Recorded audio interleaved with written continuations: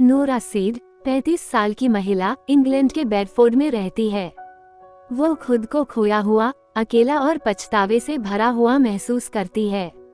उसके पास न तो नौकरी है, न अच्छे रिश्ते और न ही जीवन का कोई उद्देश्य।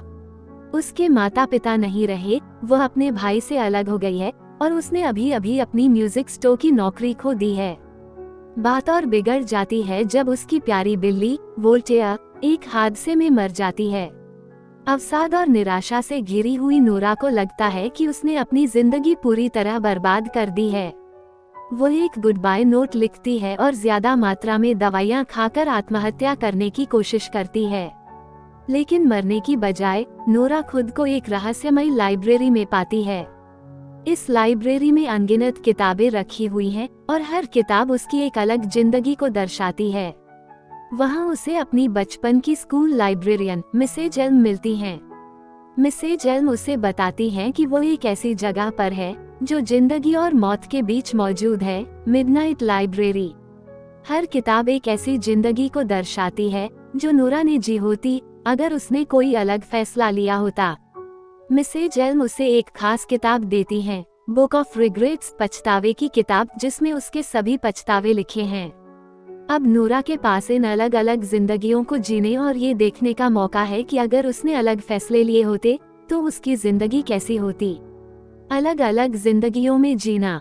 नोरा पहली किताब खोलती है और खुद को एक ओलंपिक स्विमर के रूप में पाती है। अगर उसने तैराकी जारी रखी होती तो वो विश्व प्रसिद्ध एथलीट बन सकती थी। लेकिन उसे जल्दी ही एहसास होता है कि यह जिंदगी उसकी अपनी नहीं है और यह उसे खुशी नहीं दे रही। इसके बाद वो एक रॉक बैंड की सदस्य बन जाती है और अपने भाई जो के साथ दुनिया घूमती है। वो एक फेमस म्यूजिशियन बन जाती है, लेकिन उसे यह पता चलता है कि प्रसिद्धि ने उसके रिश्तों को बर्बाद कर दिया है। वो अंदर से खाली और थकी हुई महसूस करती है। फिर वो एक ऐसी जिंदगी में जाती है जहां उसने अपने एक्स बॉयफ्रेंड डैन से शादी कर ली होती। वे गांव में एक पब चलाते हैं, लेकिन डैन शराबी होता है और उनकी शादी खुशहाल नहीं होती। इसके बाद वो एक वैज्ञानिक ग्लेशियोलॉजिस्ट बन जाती है और आर्कटिक बर्फीली जगह में रहती है।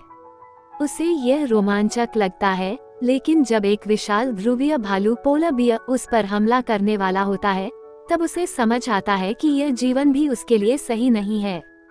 नोरा कई और जिंदगियां आजमाती है। एक माँ बनने की जिंदगी, ऑस्ट्रेलिया में बसने की जिंदगी, दार्शनिक बनने की जिंदगी, यहाँ तक कि एक ऐसी जिंदगी जहाँ वह एक अनजान व्यक्ति की जान बचाने के लिए प्रसिद्ध हो जाती है। लेकिन हर जिंदगी में वह खुद को बाहरी महसूस करती है और उसे समझ आता है कि खुशी बाहरी चीजों से नहीं बल्कि आत्मिक संतोष से आती है। एक जिंदगी में वह अपने भाई जो से फिर से जुड़ती है। तब उसे एहसास होता है कि उसे अभी भी अपने असली जीवन में अपने रिश्तों को सुधारने का मौका है। वह समझती है कि जिन जिंदगियों को वह बेहतर समझती थी, उनमें भी नई समस्याएं और पछतावे हैं। धीरे धीरे उसका जीवन को देखने का नजरिया बदलने लगता है। वह छोटी छोटी चीजों में खुशी ढूंढने लगती है, संगीत बजाना, दूसरों की मदद करना और बस जिंदा रहने का एहसास। अचानक मिडनाइट लाइब्रेरी ढहने लगती है। मिसेज एल्म नोरा को चेतावनी देती हैं कि उसे जल्दी फैसला लेना होगा, किसी एक जिंदगी में रहना या अपनी असली जिंदगी में लौटना। अब नोरा को जिंदा रहने की इच्छा महसूस होती है। वह अचानक अपनी असली दुनिया में जाग जाती है। वह अस्पताल जाती है और बच जाती है। अब वह अपनी जिंदगी को एक नया मौका देने का फैसला करती है। वह अपने भाईजों से मिलती है, अपने दोस्तों से फिर से संपर्क करती है और जीवन के छोटे छोटे पलों को सराहना शुरू करती है। अंत में नोरा ये समझ जाती है कि हर जिंदगी में संघर्ष होते हैं, लेकिन असली खुशी वर्तमान को अपनाने और उसका सबसे अच्छा उपयोग करने में है।